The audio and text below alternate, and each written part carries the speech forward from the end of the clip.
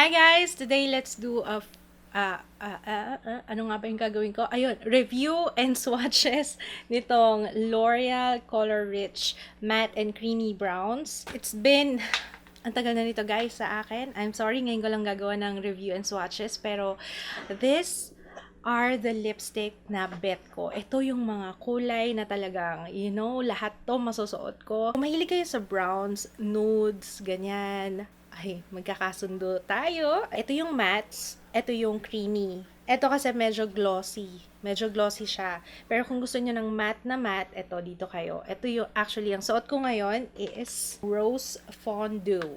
May kasamang chocolate. Kasi ito yung pinadala nila sa akin. May kasama talagang chocolate. So, before anything else, dun muna tayo sa swatches.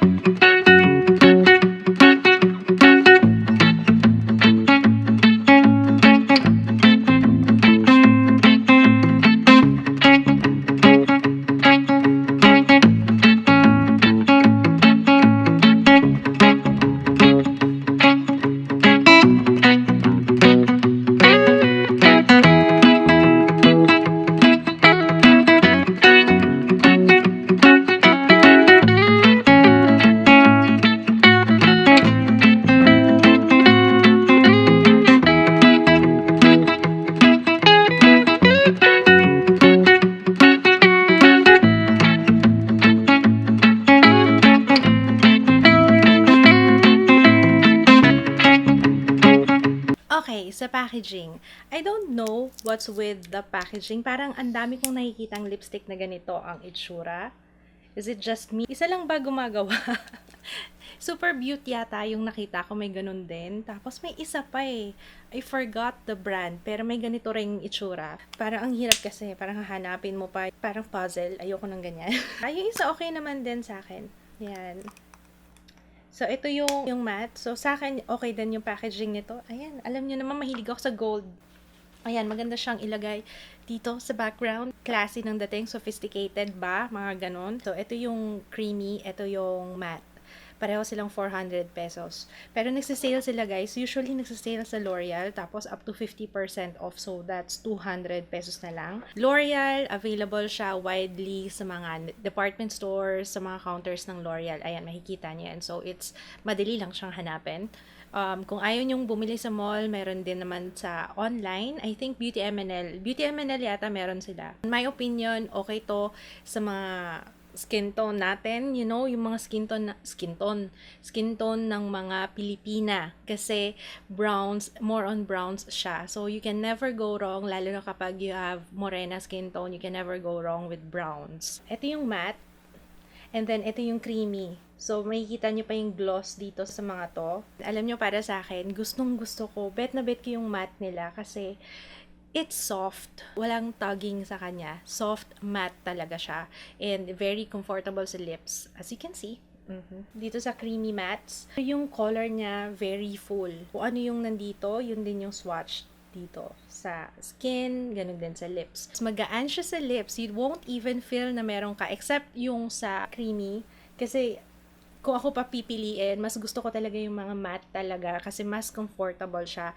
Ang tendency kasi kapag medyo glossy ganyan, ang tendency para sa akin is medyo malagkit siya and dumidikit yung buhok ko. Pero kahit naman na creamy to, kahit na mukhang glossy, lightweight siya and hindi niya na-emphasize yung dryness. So kahit hindi ka mag-exfoliate ng lips mo, it looks good. Yung scent nito, eto, hindi ko type. Kasi amoy perfume. Ayoko ng lipstick na amoy perfume. Ito, carry lang sa akin yung amoy. Medyo manamis na miss yung amoy niya. Itong mga shades na to. This one lang ang hindi ko type kasi amoy perfume siya. Ito rin yung hindi ko nagustuhan sa kanila kasi kapag kumain ka talagang matatanggal siya and doesn't leave a stain sa lips. So, hindi siya nagsastain sa lips. So, definitely after mo kumain, you have to reapply kasi matatanggal siya for sure. Doesn't say na transfer proof. So, expect nyo na talagang magta-transfer siya and kung yun nga, kung balahura kayong kumain kagaya ko, talagang kakalat siya. I highly suggest this color sa mga typical na Filipina kasi very wearable siya for everyday use. Ayan, meron ka na kompletong shades dyan para sa kahit anong okasyon. If you prefer yung medyo glossy, ayan, meron ka na nung creamy. If you prefer matte, ito more on everyday colors kasi itong tatlong to. And ang pinaka-favorite ko is itong suot ko right now, Rose Fondue.